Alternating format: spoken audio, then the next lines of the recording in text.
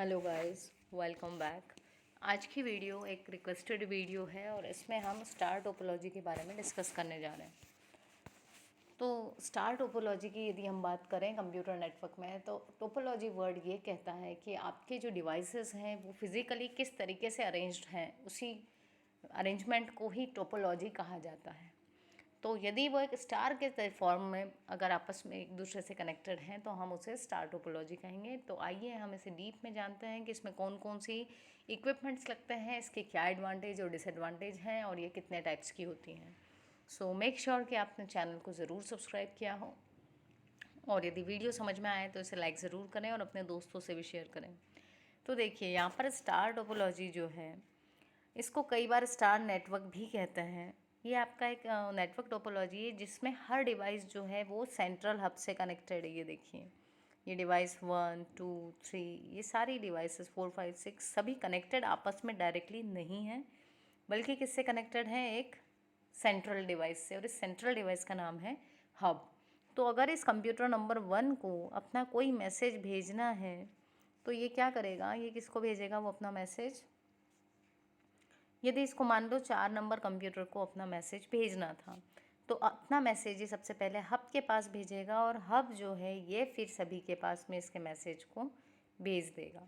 जी हाँ, हब जो है ये एक डिवाइस है जो क्या करती है, जो भी इसके पास सिग्नल आएगा, इससे जितनी भी डिवाइसेस कनेक्टेड रहेंगी ये उन सभी को भेज देगा। और जब कोई एक मैसेज सारे डिवाइसेस पर भेजा जाता है तो उसे ब्रॉडकास्टिंग कहते हैं। तो यहाँ पर ये जो है हमारा हब, इसका काम क्या होगा? ब्रॉडकास्ट करने का। तो अब हम देखते हैं यहाँ पर कि जो आपकी स्टार टोपोलॉजी वो काम कैसे करती है। तो वही है कि इसमें डायरेक्ट कनेक्शन अलाउड नहीं है। किसको भेज सकते हैं? वो अपनी एक सेंट्रल डिवाइस को, जिसका नाम क्या है? हब। और उसकी हेल्प से क्या करेंगे? सारे सिस्टम्स एक दूसरे को मैसेज भेज पाएंगे। ठीक है। और ये जो सेंट्रल डिवाइस है, ये वाला हब आपका पैसिव हब भी हो सकता है, एक्टिव हब भी हो सकता है, या फिर एक स्विच भी हो सकता है, जिसका काम क्या होगा? ये मैसेज को रिसीव भी करेगा और उसको डिलीवर भी करेगा।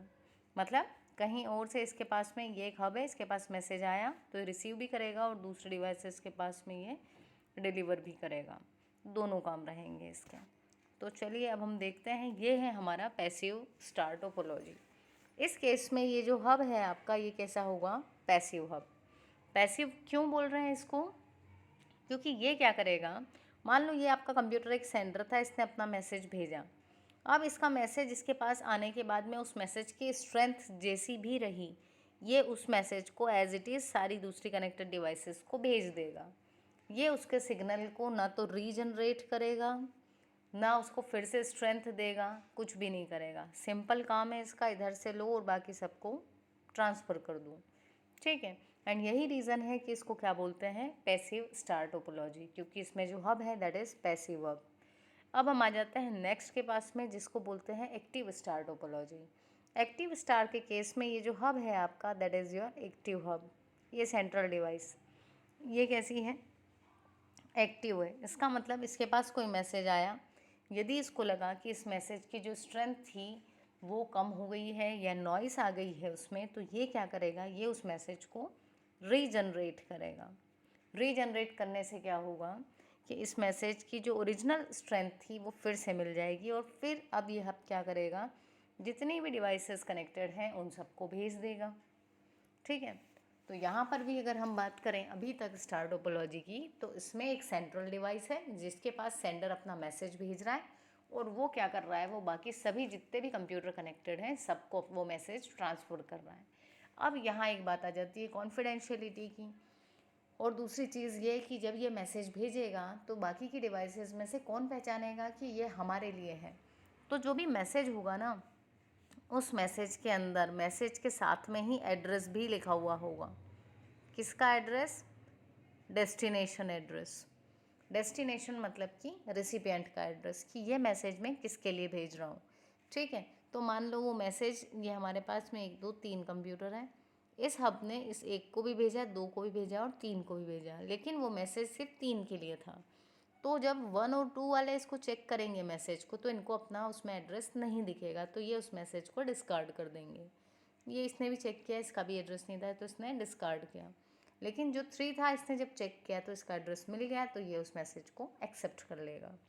ठीक है, तो ये क्या था आपका स्टार टोपोलॉजी, और जिसमें हब यूज़ हो रहा है। इस केस में भी ऐसा ही होगा, यहाँ पर भी क्या होगा, पैसिव हब में भी एड्रेसेस ज़रूर जाएंगे ताकि हर डिवाइस ये पहचान पाए कि मैसेज मेरे लिए है या फिर नहीं है। अब क्या हुआ, यहाँ प्रॉब्लम आई कॉन्फिडेंशियलिटी की, या हम कहें कि वर्कलोड बढ़ गया। ये इसको अगर हम बोलें तो ये ट्रैफिक था, अननेसेसरी हमने 2 डिवाइसेस को बेवजह जो है वो मैसेज ट्रांसफ़र किया, तो हमने क्या किया, अपना ट्रैफिक बढ़ाया। तो नेक्स्ट क्या हुआ कि जो स्विच था होता है उसको यूज़ किया गया इंस्टेड ऑफ हब। हब की जगह पे हमने इस बार स्विच लगा दिया। स्विच क्या है, switch is very smart. Switch ने कहा कि भैया मैं जो हूँ मैं सिर्फ उसी को ट्रांसफ़र करूँगा जिसके लिए मैसेज होगा। तो यहाँ से जैसे ही इसके पास मैसेज आया तो स्विच ने खुद से आइडेंटिफाई किया कि ये जो मैसेज है ये किसके लिए है। तो अगेन अगर हम नंबरिंग कर दें 1 2 3, तो इसने खुद ने एड्रेस जब चेक किया तो उसको पता चल गया कि ये कंप्यूटर नंबर 2 के लिए मैसेज है। तो स्विच ने खुद से ही ये मैसेज 1 और 2 को नहीं भेजा। देखिए यहाँ क्रॉस लगा हुआ है, इसने मैसेज किसको भेजा, सीधे सिर्फ 2 को। तो यहाँ पर क्या हुआ, हमारे पास ये इंडिपेंडेंस आ गई है कि हम स्टार टोपोलॉजी में हब में भी 2 डिवाइसेस हैं हमारे पास, हब में पैसिव और एक्टिव, या अगर हम चाहें तो स्विच का भी यूज़ कर सकते हैं। ठीक है, और इसमें अगर हम यदि इसकी बात करें कि ये वाला जो नेटवर्क है ये ठप कब होगा, तो बताएं आप ज़रा, सोचो 2 मिनट, कब ये ठप होगा। ये ठप सिर्फ एक, मान लो अगर ये केबल टूट गई तब क्या होगा, ये वाला जो कंप्यूटर है कंप्यूटर 1, ये अपना मैसेज ना तो स्विच को भेज पाएगा ना उससे ले पाएगा, इसका कम्युनिकेशन ठप हो जाएगा। स्टिल 2 और 3 जो हैं ये कम्युनिकेट कर पाएंगे। ठीक है, तो यहाँ एक अकेले की डिवाइस का केबल ख़राब होने से कुछ नहीं हो रहा। पूरा नेटवर्क कब ठप होगा, जब आपकी जो सेंट्रल डिवाइस है यदि ये ही ख़राब हो जाए, ये जो हब है या स्विच है जो भी हो इस प्लेस पे, यदि वो ही ठप ख़राब हो गया तो आपकी जो पूरा नेटवर्क है वो बंद हो जाएगा। अब यदि हम इसके एडवांटेज की बात करें तो फॉल्ट टॉलरेंस अच्छा है। अभी हमने देखा अगर एक केबल ख़राब हो रही है तो भी हमारा नेटवर्क काम कर रहा है बाकी कंप्यूटर्स के लिए, ऐसा नहीं है कि पूरा ही ख़राब हो गया। दूसरा है स्केलेबल, यदि मुझे यहाँ पर और कंप्यूटर लगाना है तो मैं ईज़िली उस दूसरे कंप्यूटर्स को लगा सकती हूँ, इसी को बोलते हैं scalability. Third one, connecting multiple device types, अलग अलग डिवाइस के टाइप्स को कनेक्ट कर पा रहे हैं हम, हब हो या स्विच हो, एक्टिव हो या पैसिव हो। अब क्या हो रहा है, यहाँ पे डेटा कोलिजन्स के चांसेस बहुत कम हैं, क्योंकि सब क्या करेंगे, ये अपना मैसेज जब भेजना हुआ तो डायरेक्ट ना भेजते हुए किसको भेज रहे हैं, सेंट्रल डिवाइस को। पर चांसेस लो हैं, ऐसा नहीं कहा है कि चांसेस बिल्कुल नहीं है। अब यदि हम इसके डिसएडवांटेज की बात करें तो यदि इसका सेंट्रल डिवाइस जो है वही ख़राब हो गया तो ख़राब। दूसरा, बस वाले केस में सिर्फ वायरिंग थी, बट अभी यहाँ सेंट्रल डिवाइस है, मतलब ये थोड़ा महंगा भी हुआ है, तो हम बोल सकते हैं कि एडिशनल इक्विपमेंट्स की यहाँ पर रिक्वायरमेंट बढ़ गई है।